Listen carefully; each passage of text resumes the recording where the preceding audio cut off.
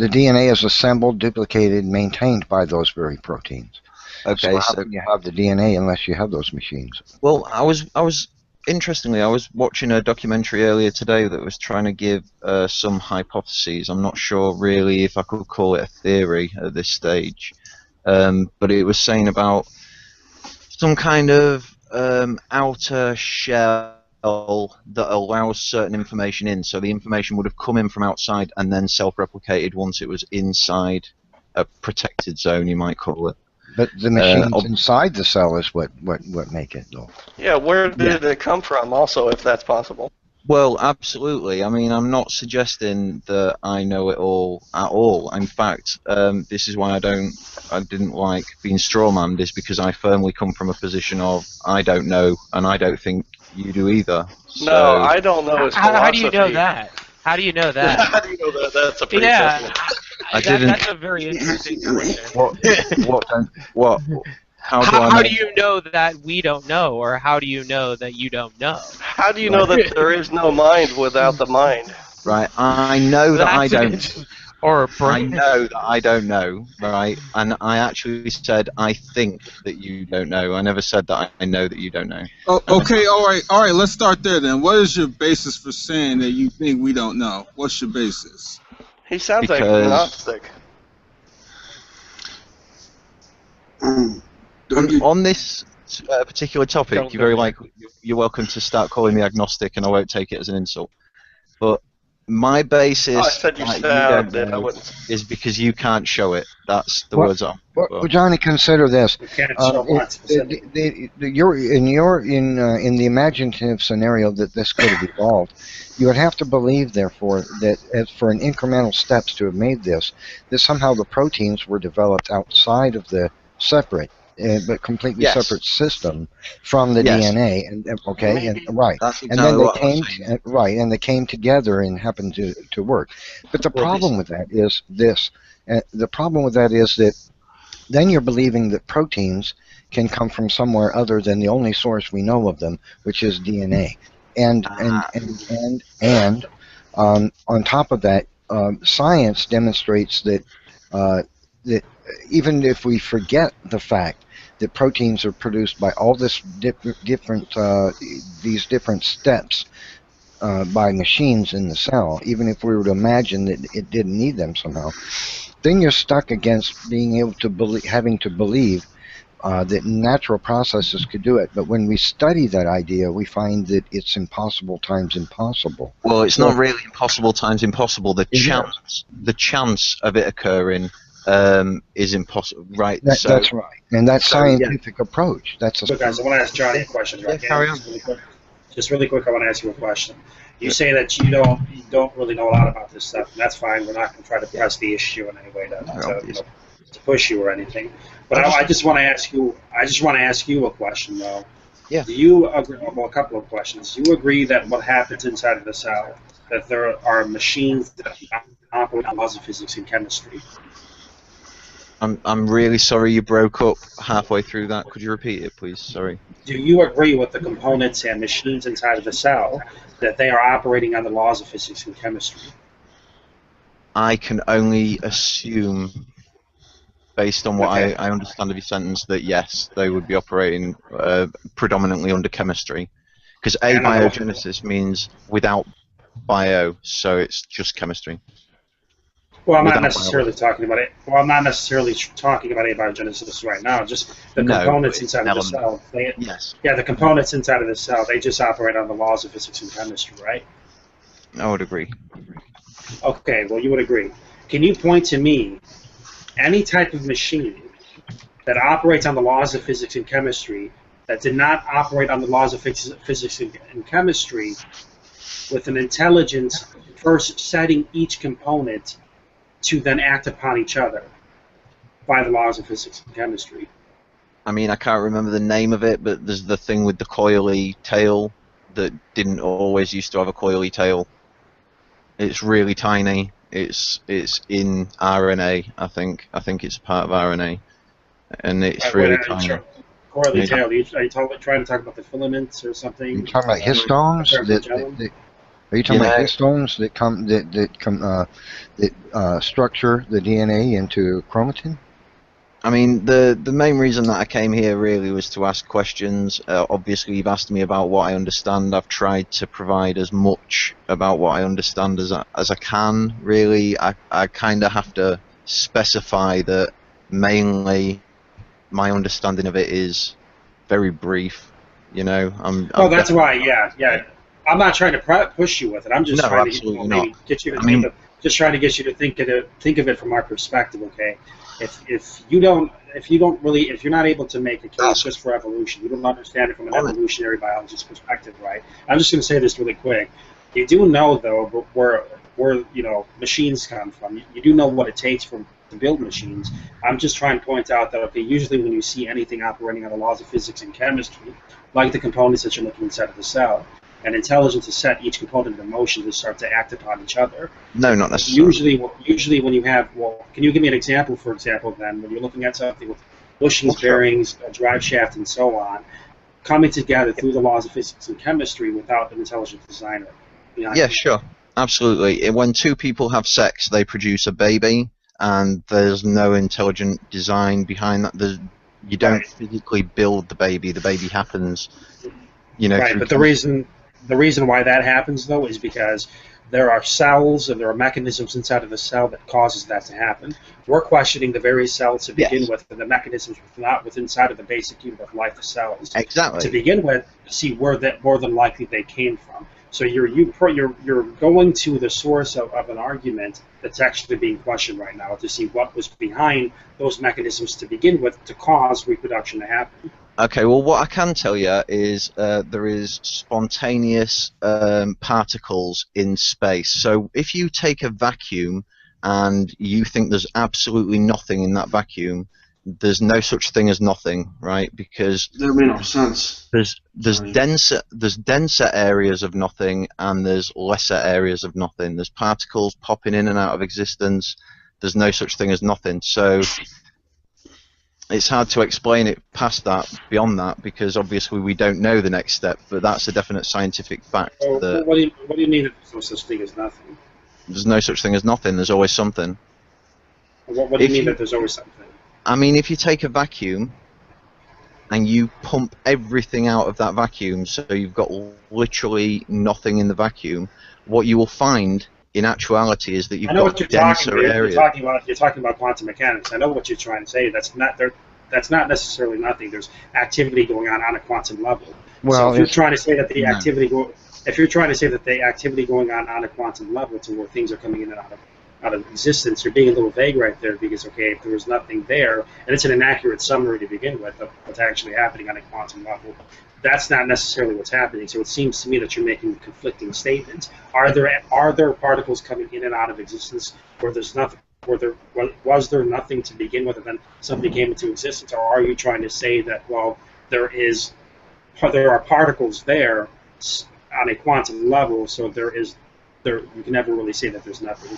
You're mixing up your statements, so I need to know where I have to go at in the direction of this argument. To be fair, I think you're right. I think they are two completely separate statements. But in space, there are, because we all know that obviously matter can turn into energy, but it doesn't happen the other way around.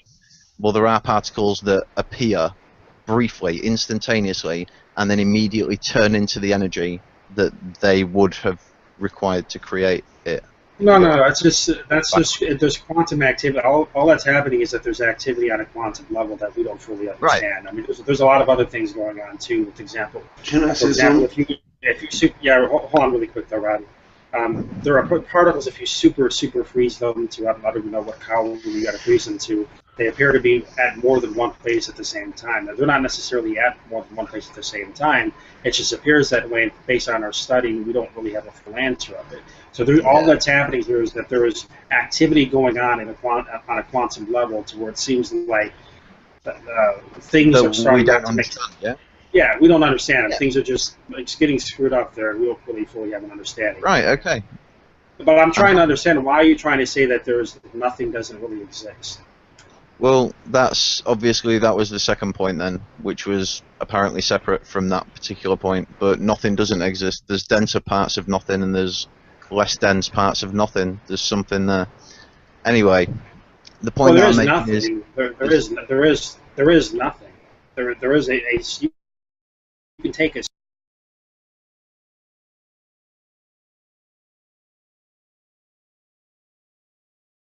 is that it is evidence of intelligent design. It's not that we haven't figured something out. It's about what we have figured out. Now, can I have a turn? Yeah. I'm gonna say this to you, Johnny. I know what you're trying to prove. I know what you're saying. I know exactly what you're saying, Johnny. You want to prove that there's no God here. You're an anti-theist. Okay, number one, yeah, I'm an atheist. Number two, I'm not going to try to prove that there is no God. Number three, I'm clearly trying my hardest to just ask people questions. People do keep asking me what my position is, and I keep giving vague answers because obviously I don't know much about it. What I'm here to do is learn to ask questions no, I directly. have my answer. Before I let you continue, well, can you prove that the Bible is a metaphor and a story? Although this is a Freemason version of it. But anyway, can you prove that this Bible is not fallible? I don't think that's what this discussion is about, Robbie. If I only have to prove that there's one fallacy within it, I'm sure I could, given enough time, yeah. Yeah, I'm trying to bring God into the equation where what Johnny is trying to prove is about the quinite, the finite, or the gematria, or let's say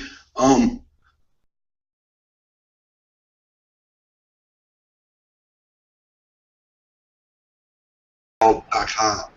That's how you can do that. Can Hey, I ask Johnny? Yeah. Go ahead, True. What were you about to say? Yeah, I was just going to ask Johnny a question because Darren said he's more sort of agnostic on the point. What is your position on evolution and intelligent design? Okay, evolution and intelligent design. Just to go back to that earlier point when I said I understand this point and I got cut off and told, like, listen to what he's going to say. It's just the actual point is that there are so many. It couldn't possibly come by chance because for one of every single type of combination to exist would be bigger than the entire universe. There it is. That's that whole point. So I believe.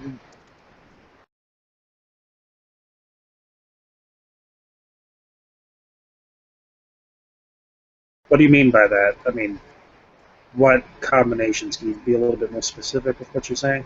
No, because somebody else already talked about it. There's 20 of them and 10 of them, and even if it was a tiny little one, I don't care about names of things, I care about ideas.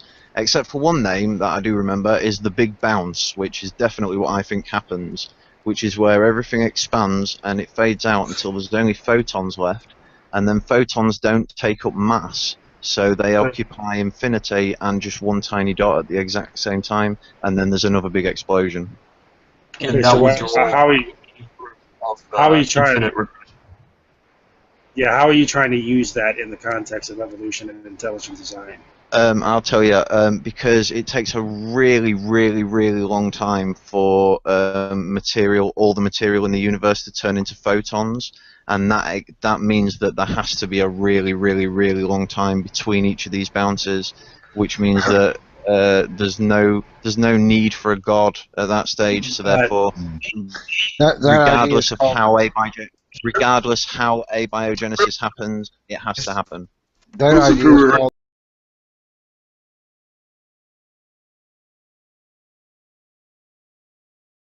man can't make mistakes. That we are God. That we created God in our heads. That's what he's trying to do. Man is definitely fallible. Man can definitely make mistakes. I got asked a question. Again, I tried to answer it to the best of my ability. I'm not here to spread my beliefs. I'm here to ask questions, to understand other people. It's not my fault if my answers don't make any sense to you, I personally don't care because I know I don't know anything, and I think that you don't know anything either. Well, No, I you know, know about I'll science. I'll say this. How the hell did I get this book, Johnny? Well, We do know a lot. hold on, Robbie. Yeah, I would say that we know, based on what we do know and based on our reasoning and our inferences that we can make, I would say this, that our reasoning behind supporting intelligent design versus that of supporting evolution it's far greater. I mean, we have facts and evidence supporting our position, and I understand that there are some inferences as well that we have to use, and some things that we simply don't know and have an answer to, just simply put. But based on, if we put both of our positions on the table, who supports evolution, who supports Genesis versus who supports creation, then we win flat out because we are the only ones thus far that has the evidence. So you're And that's really just not simply listening to a word I'm saying then, are you? I'm not here proselytizing, right? I'm not here trying to change your mind, right? You I'm said here that to you're ask not questions. trying to. I am trying to ask questions and understand your position. I have to share a planet with you people. You people get to vote. It doesn't matter if I think that what you think is wrong. It doesn't matter if you think what I think is wrong. We all get to vote, right? We're all citizens of the world. Dude. Well, hold on a sec, dude. We're giving you answers to the questions you've been asking. And wait a minute. Let me finish. We've been giving you answers to the questions you've been asking, and you've been reacting in such a way as if you're trying to challenge what is being said. So you're not just merely hold on. So you're not just merely asking questions. You're trying to criticize what's been said to you. So don't sit up here and come up in here and say that you're just trying to ask questions, because that's a flat-out freaking lie. Be honest, dude. I honestly don't think that I am being any more or less critical than I would be to any other individual on the planet when I'm asking them questions about what they believe. Obviously, I'm going to be provocative for two reasons. One, I don't necessarily believe it, and two, I don't know how they're exactly going to prove it. I mean, it depends. It differs with the argument. It's on a spectrum, obviously. There are some things where you can say something and I don't have to necessarily believe it or understand it. I'll just take your word for it. Well, the more honest thing to say is that you're asking questions and giving criticisms. That would be honest. Well, I'm not. But that's not what you said. You said no. I'm not giving criticisms. No, I've refused to accept that statement. I'm asking questions. Wait a minute. I'm asking questions in a critical manner. I'm not being critical. There's a difference. So you haven't criticized anything. So you haven't criticized anything that's been said in here about intelligent design. Here's another question. Johnny, you say you're honest, right? I try to always be honest. Yeah, absolutely. Okay, so evolution created your honesty as well. That was more why was that a personal experience? No, it was definitely more to do with personal experience through my life, and it was a survival mechanism because I kept getting caught out in lies when I was a kid. No, every time I got caught. Actually, if you have any honesty, then evolution has produced it in a roundabout way. In a roundabout way. Yeah. Why are you not as hard as exists because evolution ultimately is the producer of it. Survival of the fittest. It kept me alive. It was a survival mechanism because I kept getting caught in lies. You don't see a philosophical problem with that? You still go through that every day, don't you? Pardon? You still go through that every day, don't you? We're bombarding them a little bit. Let them answer one at a time. I mean, I do feel like a little bit bombarded. I try to be as honest as I can. Every time I've ever lied in my childhood, because I've tried not to since I was about 15, obviously, but it never led to good results. I never got what I wanted. I realized that by lying, I was selling myself as somebody that I was not, and therefore I was receiving somebody else's life. Right, but the point is, if you're an evolved product of evolution, ultimately it's evolution that produced honesty. See, don't you see a philosophical problem with that? I would have said that evolution gave me the brain to make the intelligent decision, to be honest. Right, so evolution is what produced it. Yeah, I've got no problem with that.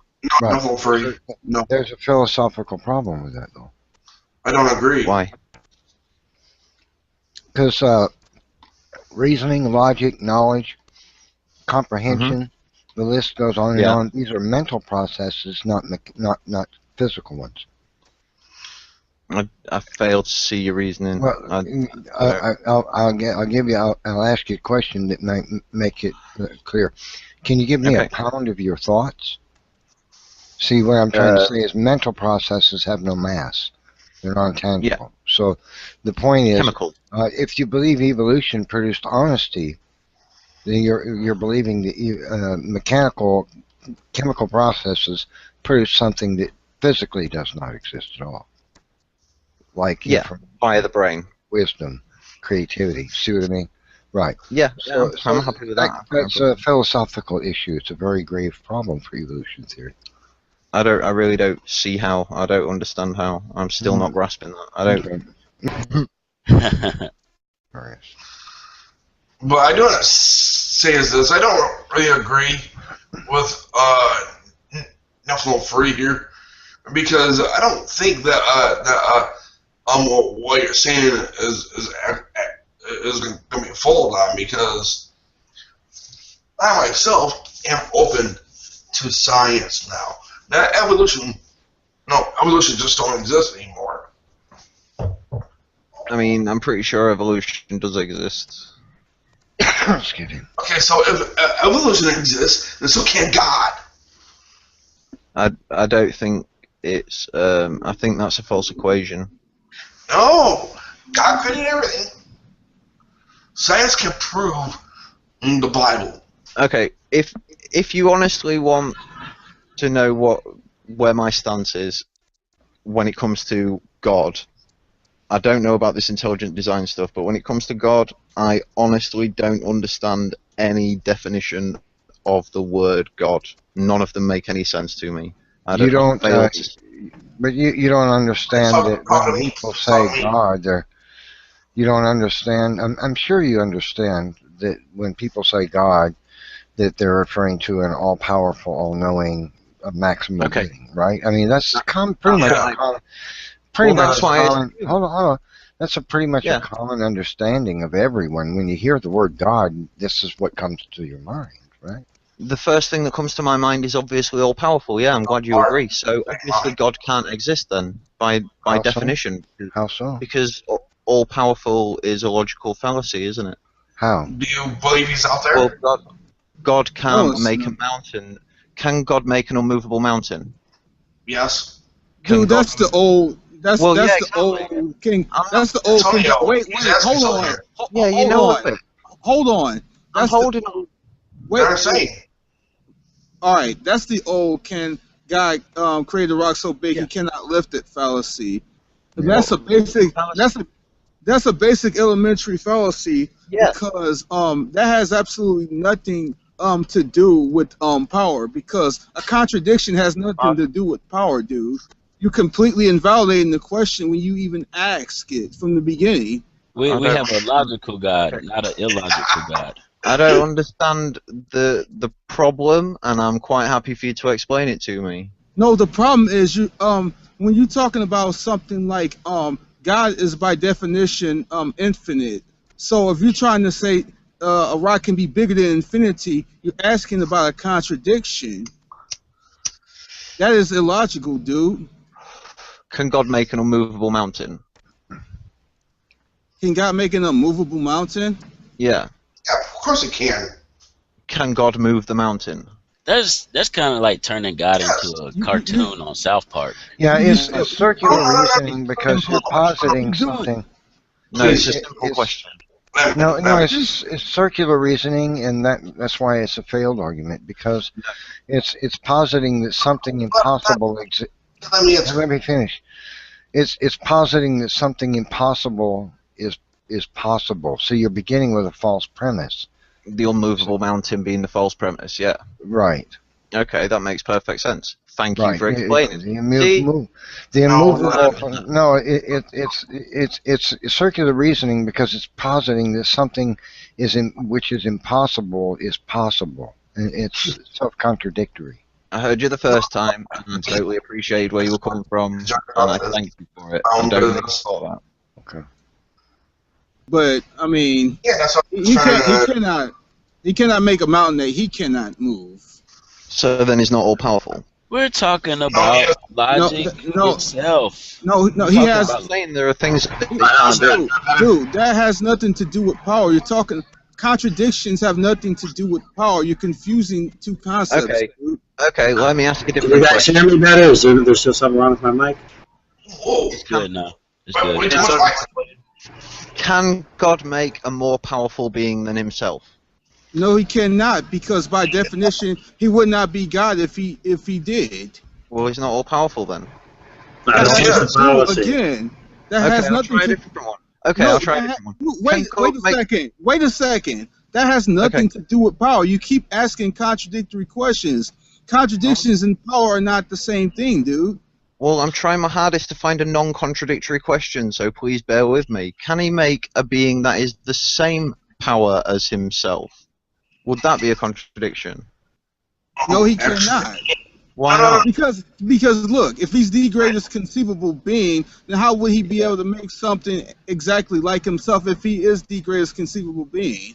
Well, I don't understand how that does not make him more powerful. Well, exactly. See, Really that's not what I was all trying to point out. You're positing that something impossible is possible, and that's why the question is. Exactly.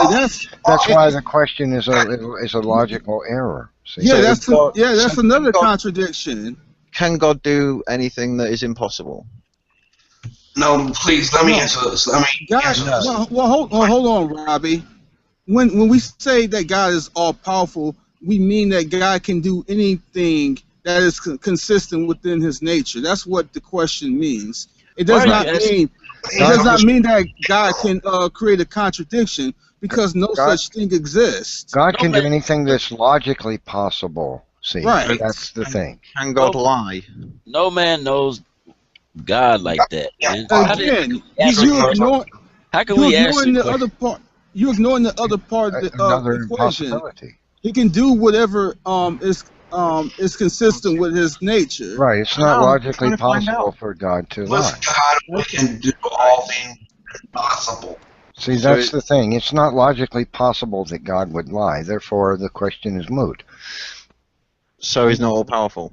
No, he is all powerful. It's just that you're asking for something that's logically impossible. So he's I'm trying to understand. Where do you get this Hold on. idea that all powerful means a contradiction? Where do you get that idea from? Well, that's what I'm saying. I'm saying that all powerful is a contradiction in terms. The very term all powerful. That's the whole point that I'm making. No, it isn't, sir. Okay, I'm fine. All powerful is not a contradiction in terms. You're placing a contradiction where there is none. See, consider this. Think about this, Johnny, for a second. If God is a maximal being, then is it logical to believe that God can be illogical? I mean, it's not, is it? It's not logical to believe that God can be illogical. Yeah, right? if he wanted to be, if he chose to be illogical, that's conceivable. No, because there would always be a logical reason for God doing something that you might think of as illogical. See? So it's not logically possible for God to be illogical. So if you base your premise or your question on something that's logically impossible, the question is circular reasoning and it's moot. See, that's the point we're trying to help you understand. Yeah. The problem is, it's basically what you're saying is a fallacy of complex questions. It's like asking, can there be a square circle? Right, that's perfect. Yeah, that's exactly what it comes down to. It's either like asking somebody. It's either like asking somebody, "Have you stopped beating your wife today?" Yes or no, or no, it's not like that. Something like that. But the square circle is a better analogy. So can God make the square circle is a good analogy, but if you understand that God is supposed to be, wise, he's supposed to be wise, and obviously he's not going to be doing something that is logically incoherent to begin with. So by setting up a question like that, hold on a second. By setting up a question like that, it does become a fallacy of complex questioning. So it is equivalent to asking somebody, have you stopped beating your wife today? Because the question is fallacious, because you can't give a yes or no answer to that type of question. It's based on ignorance of what God is and His wisdom. I 100% agree. It's based on ignorance. That's why I'm asking questions. Stop trying to paint me as some kind of person who's like manipulating you with my evil questions. I'm just trying to understand, Johnny, all right? calm down, Johnny. Calm down, Johnny. Calm down. Nobody's trying to do that with you. I'm just saying that the question you're directing is very, very silly, and it's been carrying on for a while. It's not very silly. It is. It's a fallacious question. It's a fallacious question. I don't understand. You've been corrected multiple times. Oh my and God. you keep trying to, and you kept trying to ask contradictory questions every single time to try to contest the point when you were corrected the first time.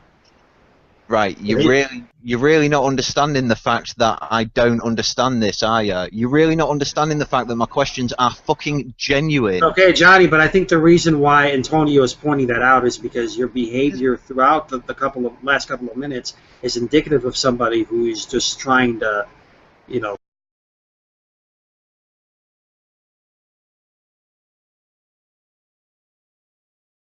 press or push a certain view that you have, or poison the well, I guess, against Christianity. But the fact that it's fallacious, I think that you should probably move on to a different point already.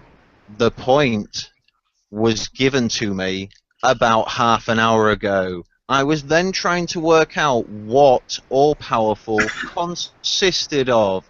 So my next question, now that I can finally get to it, was, what you're telling me is all-powerful means that it's got to fit within a neat little box. He's all-powerful within these confines. That's what you're saying. Well, anything which isn't contradictory would have to fit in the confines of non-contradiction. It's not merely just, you know, a neat little box, as you say, because that's kind of an oversimplification fallacy right there. Anything which isn't contradictory would have to be consistent. So yeah, God's not going to do anything. God's not going to do anything inconsistent with His nature, and you're coming into with the question as if He's going to do something inconsistent with His nature. I'm asking if He's able, not if He's willing. So here's where I've come from, and here's where He's not going to do anything inconsistent with His nature. For example, the Scripture says that God can't lie. You've just said So that. it's not that.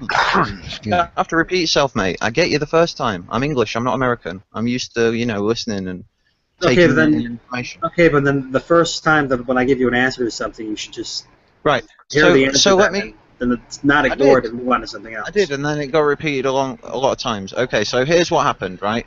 I asked the usual fallacy, apparently, and then I got explained to me that that's an impossibility because obviously there's no such thing as a movable mountain. That makes perfect sense to me. I then carried on going down and down the list until we got to the point where there wasn't very much left that I would consider to be under the definition of all-powerful. My personal definition of all-powerful was the first one, and every single time I've been coming down and down the list, okay, so he's less powerful than being able to do impossible things, etc., until we've come to a confined box where you could say that about any being. How could we say, okay, so you're saying that anything at all, anything at all, wait. So the things that God, hold on a second, the thing that God does, speaking things into existence, can people do that? Okay, so what I'm saying is, don't avoid the question. You just said that you can apply that to everybody. I apologize. So I apologize. Things consistent with God's nature. When I said any being, what I meant was we could come across an alien race that's a third civilization alien race that is able to manipulate stars, in which case they'd be able to make their own planets. They'd be able to do everything that you assign to God. How do you know that? What? Because how do you know that anyways? How do you know that anyways? Because it's science by definition. It's just a definitional thing, like a circle is a circle. How do you know that they could do that though? Because it's not impossible. It's What? not godly. It's not godly. Whoa. It's all within the realms of nature. Look, Johnny. It's not possible for man to raise someone from the dead. So how would you know aliens could do it? Well, you know, it gets Johnny. Consider this: what you're arguing, really, I don't think you thought about it, but what you're arguing there is that aliens might evolve to become the first prime mover, and that doesn't make sense. Because no, I'm not saying that. How can they?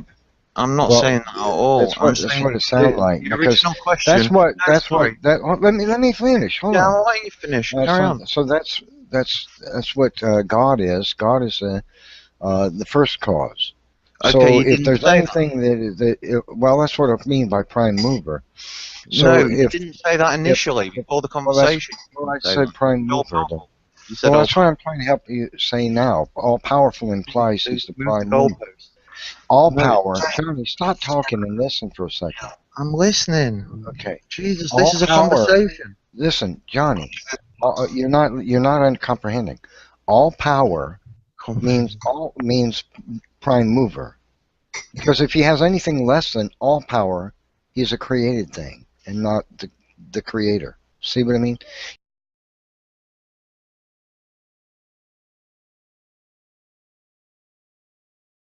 He is not the No, prime mover, not the first cause of all no, things. not See, necessarily. so if God didn't have all power, he would not be the prime mover. See, and what you argued just a moment ago sounded very much like believing that something that is not the prime mover can become the prime mover, and that's No. not logical. No, I never said that. There's nothing stopping the prime mover from being a Well, you cause. said something about aliens, didn't you? Jesus. Yeah, the prime mover, as you so put it, could have been long down a myriad of lines and not have any inclination to anything that's going on here, in which No, case, that's- again, why would we call it God? And that No. could have created what I just called the alien races, which was God. No, that's not true. Because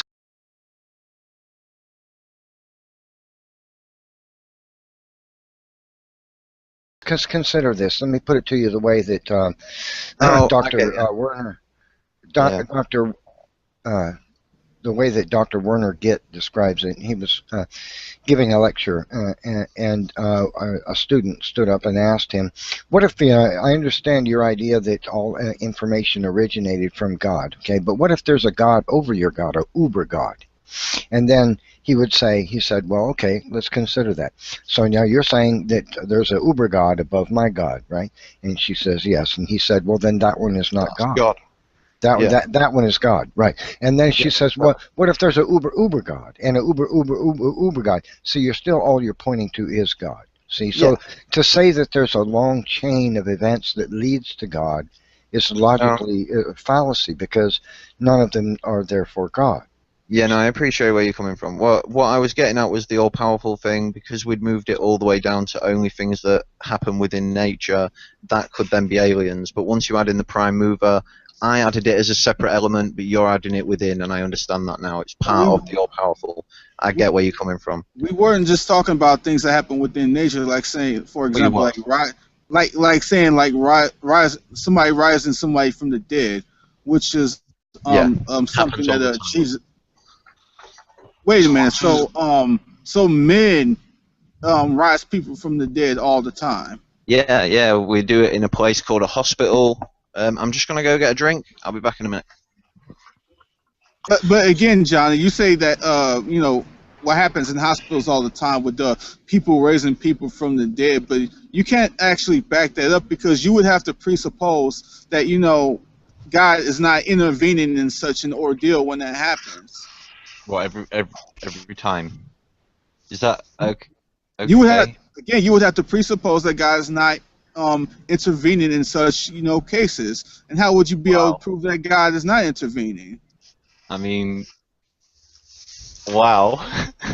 Really? It's a good question. It is. It's an amazing question. I'm absolutely gobsmacked. Yeah. Okay. That's what he's saying. I'll let you know what I was saying. Okay. So basically, what I'm saying is that it's not unfeasible that a alien race that was supremely powerful in the fact that they could control a star, and their civilization was as intelligent as it was up there on the intelligence scale. Basically, there's nothing saying that they wouldn't have the knowledge and information to be able to bring people back from the dead after maybe a couple of days max, I'm sure, because I understand that the brain actually takes 24 hours to shut down, etc. So I'm sure that an alien race with all the information would know a lot more about this stuff than I do. So. Well, if you're going to posit an alien race, are you presupposing that the existence of an alien race means that God cannot exist? I'm just my question really when it comes to God. It really confuses me, the word God. I don't understand why anyone, any definition that I've heard, my question is, why would you call that God? The greatest conceivable being.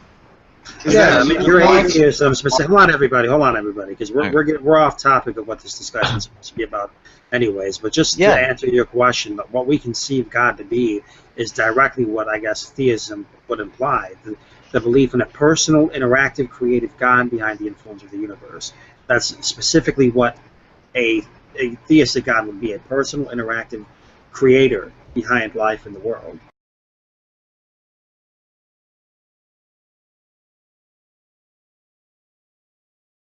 But you're using, interestingly enough, just so we can go back on points, I want to use what you just said just now, Johnny.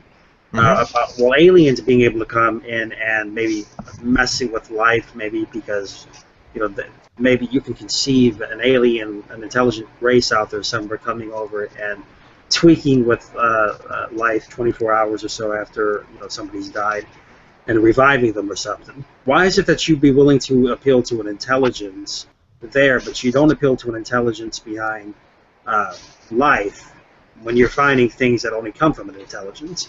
I was simply pointing out the fact that natural, everything in the all-powerful. Okay, so this conversation evolved from the all-powerful thing, and I said, why would you call it all-powerful if it was only things within nature? And then the question was asked that referred to. I understand that. I understand why all that. Yeah, I understand why all of that was brought up. I think we all get why that was brought up.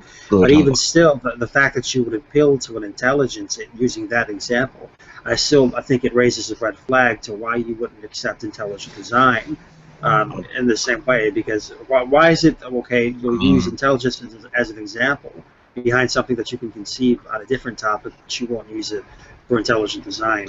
Well, because we're talking the difference between a hypothesis, which could have been one of millions of examples, and the actual fact of existence, which there is only one version of. So we have to. You got to be a little bit. What are you trying to? You need to clarify that. What are you trying to say? I'm saying the example that I gave of aliens, it was just one off the top of my head. It was just a hypothesis. It was nothing more than that. But when we're reality, that doesn't change the fact that how you're using it. It's very puzzling as to why you would use that as an example against our theology, but you're using it, as an example of what we know modern medicine can do, and it's not, inconceivable that because you've got that known fact that an intelligent race might have more knowledge and might be able to do do the same thing equivalent to what a God would do, right? Because we're talking about what is logically consistent within the world. So, I mean, when you take that, you apply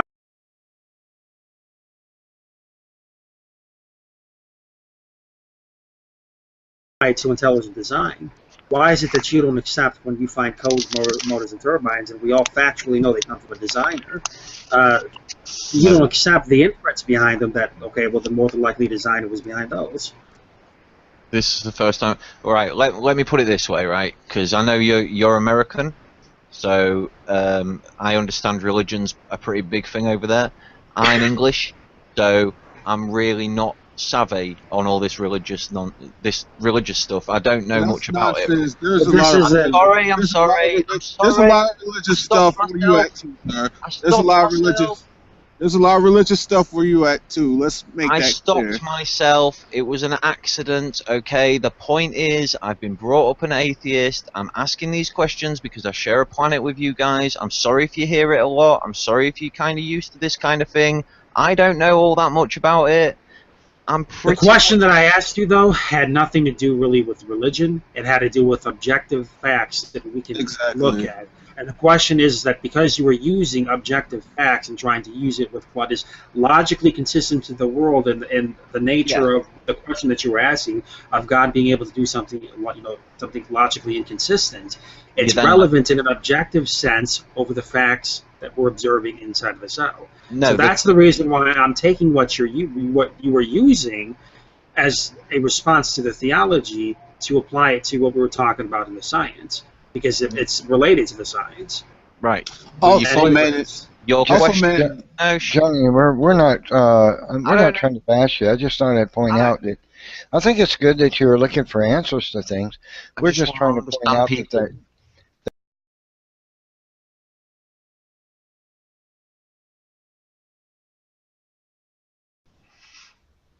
Are you saying that aliens can't steal our sperm? Say what now? Are you saying that aliens can't steal our sperm and raise their own children? No, that has nothing to do with it, Robbie. That isn't it. No. Sorry about that. I'm back.